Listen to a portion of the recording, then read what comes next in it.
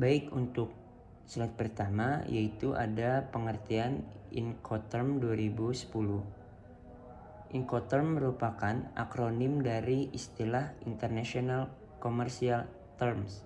Secara definisi, Incoterm merupakan serangkaian terminologi yang digunakan dalam transaksi perdagangan internasional.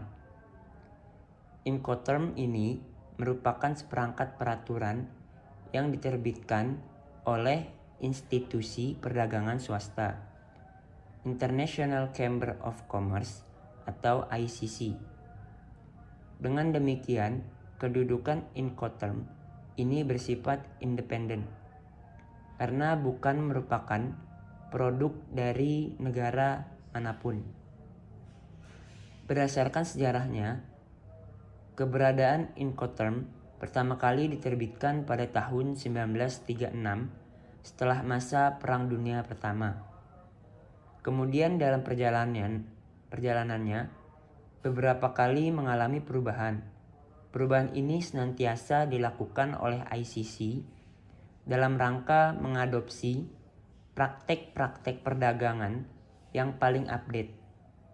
Perubahan pertama dilakukan pada tahun 1953 yang dikenal sebagai Incoterm 1953. Selanjutnya perubahan dilakukan secara rutin sehingga dikenal versi-versi Incoterm sesuai dengan tahun perubahannya, yaitu Incoterm 1967, Incoterm 1976, Incoterm 1980, Incoterm 1990 sampai 2000. Dan terakhir adalah Incoterm 2010 yang mulai diberlakukan sejak tanggal 1 Januari tahun 2011.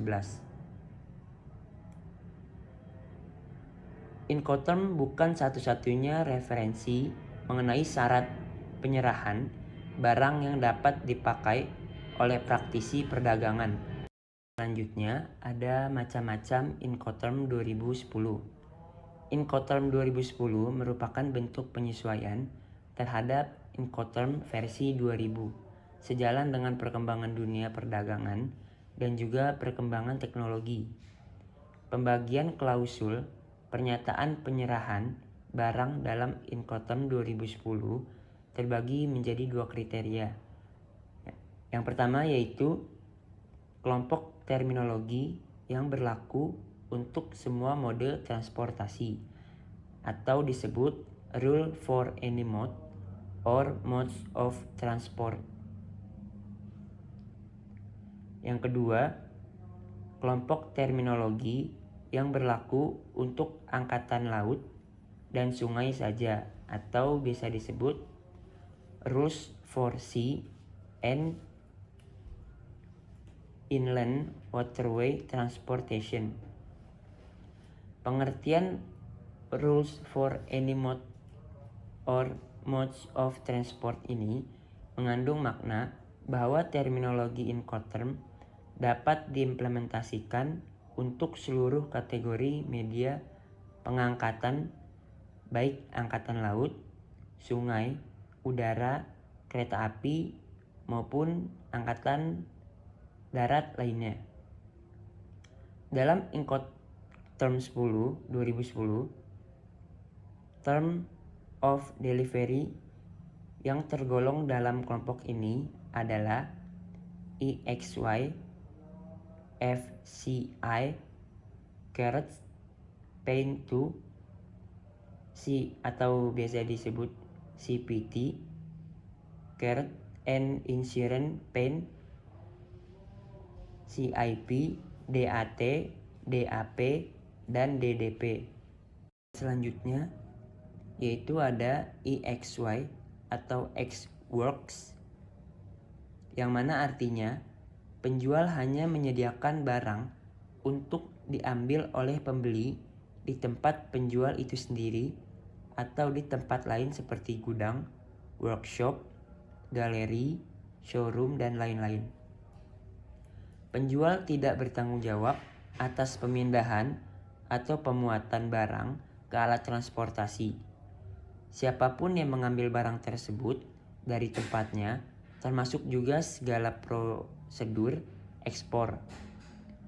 Segala biaya dan resiko terhadap kerusakan dan kehilangan barang beralih dari penjual ke pembeli pada saat itu dan di tempat itu.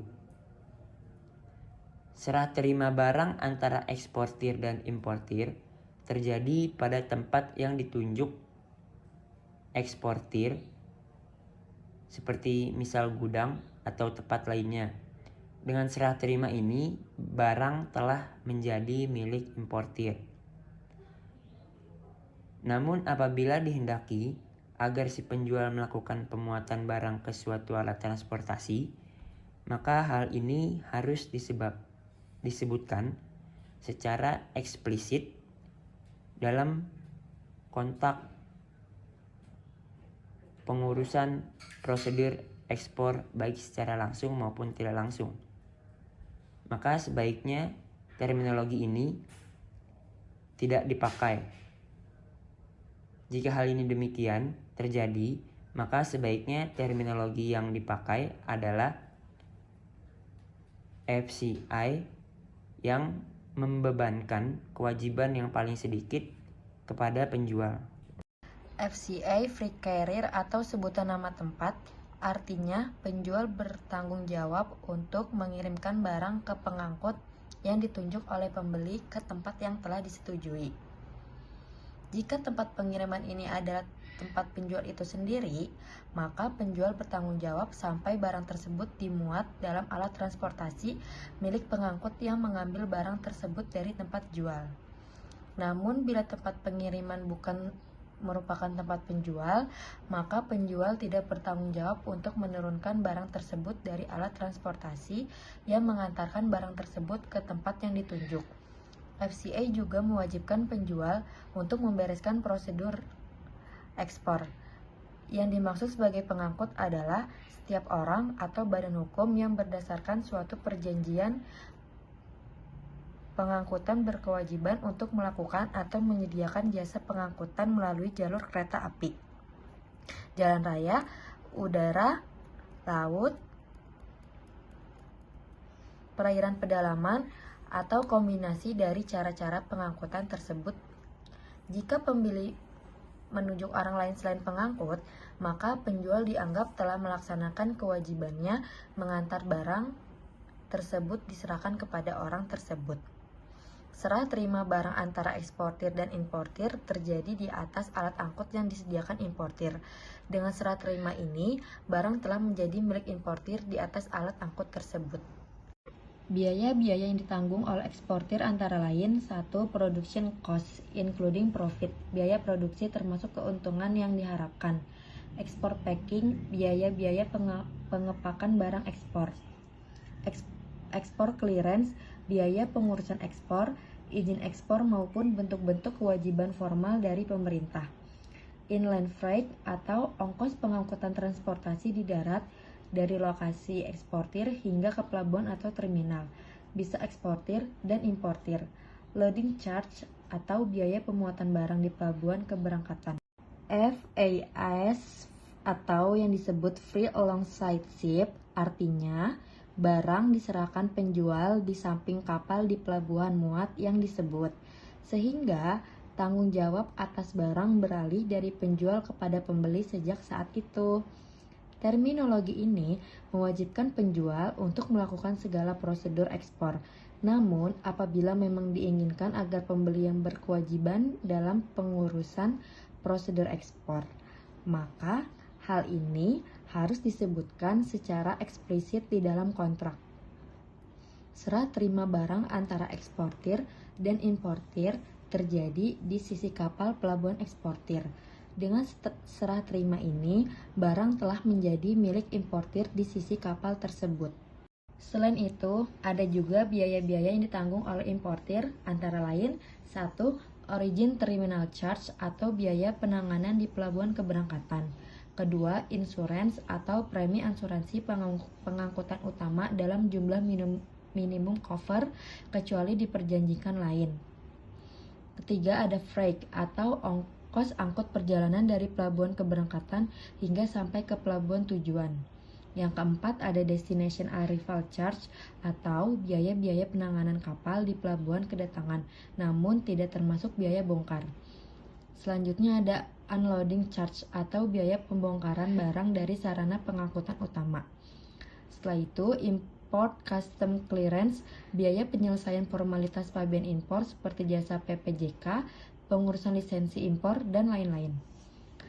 Selanjutnya ada duty and tax, pungutan bea masuk dan pajak-pajak dalam rangka impor. Yang terakhir ada delivery to destination, ongkos pengangkatan darat hingga sampai ke tempat tujuan importir. Selanjutnya, FOB atau Free on Board, sebutan nama pelabuhan muat. FOB atau Free on Board artinya peralihan segala risiko atas penjualan kepada pembeli terjadi ketika barang telah melewati rel kapal atau pagar pengaman kapal di pelabuhan muat dan berada di kapal yang telah disebutkan. Pengurusan prosedur ekspor berdasarkan terminologi ini dibebankan kepada penjual. Serah terima barang terjadi di atas kapal pelabuhan eksportir. Dengan serah terima ini, barang telah menjadi milik importir di atas kapal tersebut. Selanjutnya, biaya-biaya yang ditanggung oleh importir antara lain 1. Destination arrival charge atau biaya-biaya penanganan kapal di pelabuhan kedatangan namun tidak termasuk biaya bongkar. 2. Insurance atau premi asuransi pengangkutan utama dalam jumlah minimum cover kecuali diperjanjikan lain. 3. Freight atau ongkos angkut perjalanan dari pelabuhan keberangkatan hingga sampai ke pelabuhan tujuan. Berikutnya, biaya-biaya yang ditanggung oleh eksportir antara lain 1. Production cost including profit atau biaya produksi termasuk keuntungan yang diharapkan. 2. Export packing, biaya-biaya pengepakan barang ekspor. 3. Export clearance atau biaya pengurusan ekspor, izin ekspor maupun bentuk-bentuk kewajiban formal dari pemerintah. Selanjutnya, CFR atau Cost and Freight, sebutan nama pelabuhan tujuan. CFR atau Cost and Freight artinya segala risiko atas kerusakan atau kehilangan barang serta segala macam biaya yang timbul setelah barang melewati rel kapal beralih dari penjual kepada pembeli. Namun, berdasarkan terminologi ini, maka penjual berkewajiban untuk menanggung segala beban pengangkutan laut yang dibutuhkan agar barang sampai pada pelabuhan tujuan yang disebutkan. Terminologi ini juga mewajibkan penjual untuk melakukan ekspor. Serah terima barang terjadi di atas kapal pelabuhan eksportir, artinya barang telah menjadi milik importir di atas kapal tersebut. Berikutnya, biaya-biaya yang ditanggung oleh eksportir antara lain 1. Production cost including profit atau biaya produksi termasuk keuntungan yang diharapkan. 2. Export clearance, biaya-biaya pengurusan ekspor, izin ekspor maupun bentuk-bentuk kewajiban formal dari pemerintah. 3. Export packing atau biaya-biaya pengepakan barang ekspor. 4. Inland freight atau ongkos pengangkutan transportasi di darat dari lokasi eksportir hingga ke pelabuhan atau ke terminal. 5. Loading charge atau biaya pemuatan barang di pelabuhan keberangkatan. 6. Origin terminal charge, biaya penanganan di pelabuhan keberangkatan. 7. Freight atau ongkos angkut perjalanan dari pelabuhan keberangkatan hingga ke pelabuhan tujuan. Berikutnya, biaya-biaya yang ditanggung oleh importir antara lain 1. Insurance atau premi asuransi pengangkutan utama dalam jumlah minimum cover kecuali diperjanjikan lain. 2. Destination arrival charge atau biaya-biaya penanganan kapal di pelabuhan kedatangan namun tidak termasuk biaya bongkar. 3. Unloading charge atau biaya pembongkaran barang dari sarana pengangkutan utama. 4. Import custom clearance, biaya-biaya penyelesaian formalitas pabean impor seperti jasa PPJK, pengurusan lisensi impor dan lain-lain. 5. Duty and tax atau pemungutan bea masuk dan pajak-pajak dalam rangka impor. Terakhir, kesimpulan, Incoterms adalah seperangkat aturan komersial atau perdagangan yang ditetapkan oleh Kamar Dagang Internasional atau ICC yang digunakan dalam kontrak penjualan internasional. Incoterms bukanlah aturan wajib agar dapat menerima efek hukum. Mereka harus secara eksplisit dimasukkan oleh para pihak ke dalam kontrak mereka.